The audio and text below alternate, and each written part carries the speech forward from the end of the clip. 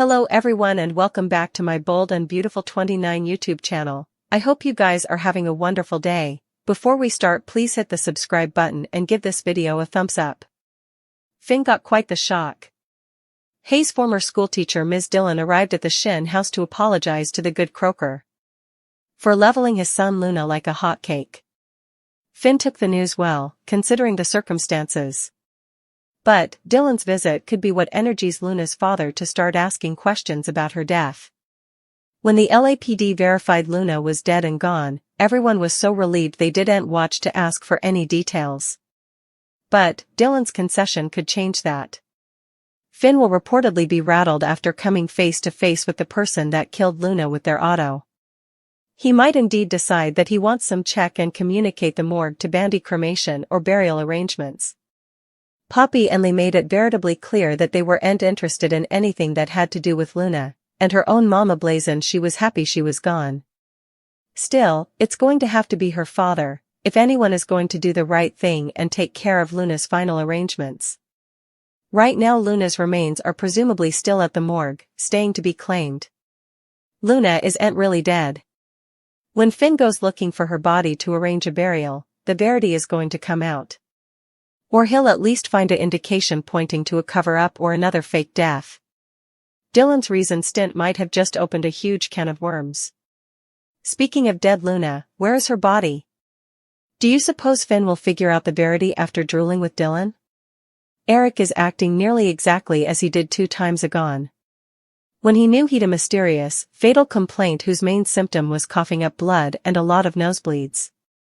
Eric was feeling empty also and had to prove himself as a premier developer with a final line. Eric decided a reprise performance would be good, except this time he wants to be on the Forrester Creations design platoon and to design another line with Ridge and not challenge him to a fashion showdown. Ridge has forcefully told his father no because he doesn't want him to wear himself out like he did the last time. Still, Eric had illicit illness that had nothing to do with his designing apparel. He only wanted to design because of the illness. Ridge, Donna, and Brooke are now concerned that Eric truly does have a health problem again and isn't telling anyone. Perhaps that's what's causing his unforeseen need to design again. Donna worries that she might come a widow after all. Steffy is also concerned about her forefather and doesn't understand this new change in him. She confides in Finn how close she and Eric have always been throughout her life and how thankful she's for how Finn saved him 2 times agone. Steffy is also bothered that Eric might be sick again. What does Finn know about this complaint and the experimental procedure he performed that saved Eric's life? Is there a chance the illness could reoccur? Finn might have further sapience into what's going on with Eric than anyone differently. Eric was at death's door 2 times agone. And only a phenomenon saved him. Perhaps that phenomenon is about to run its course. Bill and Ridge battle coming our way. And supposedly, this all has to do with Katie feeling uncredited again. That's because she's going to feel worried because the now global company didn't stay to handle damage control. Carter has a new lady in his life. Carter and Daphne love we all seen coming far down. Carter doesn't know anything about Daphne history, and word on the internet is it's coming to city. Carter in peril on Bold and Beautiful? Keep reading to find out. Daphne the Nose Rose was brought to Los Angeles by her confidant Steffy before this time. Firstly, Daphne was supposed to betray Carter for the company, but she ended up actually falling for him. Carter transferred Daphne packing and got engaged to Hope. Many months ago a Eyeless Point suggested someone from Daphne Rose's shady history was headed. That story is eventually coming to consummation and the blast from Daphne's history is a dangerous partner?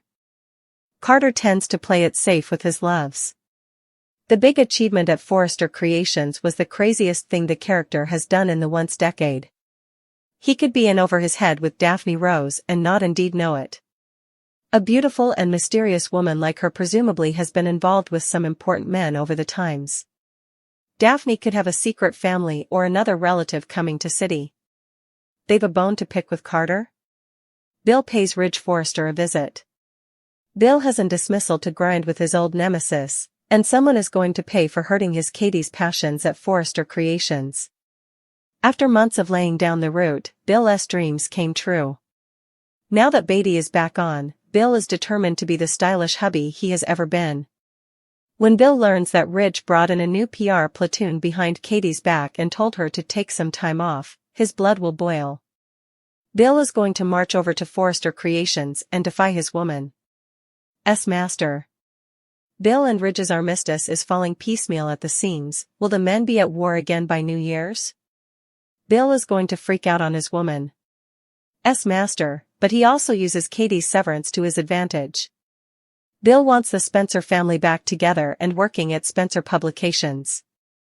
Ridge Forrester just made it easy for the Spencers to start coddling his workers.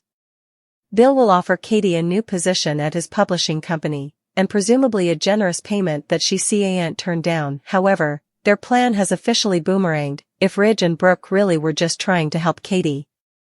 Luna failed after she was struck by a vehicle. Ms. Dillon returns. Luna made her great escape from captivity. She snuck out in a laundry wain and made her way to the sandhouse. She allowed. She could have a future with Will. Luna got further than she bargained for. She got a taste of reality when Will rejected her advances. He wasn't going to entertain her visions. Luna confessed that she suffered a confinement.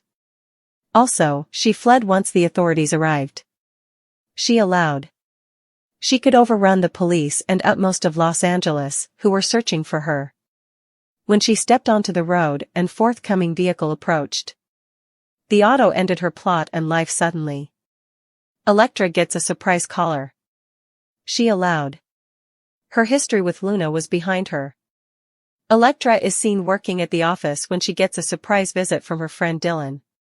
Elektra is rapturous to see her old friend again. She wanted to incontinently catch up on the time that had passed. But Dylan was reluctant about participating what's going on in her life. It sounded like she was keeping a big secret. Dylan admitted that she has commodity to confess. Dylan was the schoolteacher at Hayes' new art academy, which Liam helped set up at the sand house when he allowed. He was dying. Luna used this occasion to get near to Hayes and his family. She was hopeless to get to know her natural Finn, who escaped her. And so, she held Dylan and Steffy and turned when she got them alone. She nearly committed a mass firing, which also involved Liam and her grandmother, Sheila. Meanwhile, Dylan was in the reverse room, hearkening to everything that was going down. Dylan knows commodity about Luna's unforeseen death. She could have struck her down out of vengeance. But this secret will have a funny way of coming back to hang her. It might not stay secret for long, and Dylan will have to turn herself in, ending her tutoring career. When Luna was first introduced to the cleaner, she was a naive, youthful intern at Forrester Creations. She took an immediate interest in RJ. Her mama didn't want her to get involved with the Forresters. But it was the Forresters who should have been advised. Luna came a good girl gone bad by committing numerous crimes and cardinal sins. She had an obsession with chancing out who her natural father was, and also coverlet Will. Since also, she has escaped from jail and made an enterprising escape.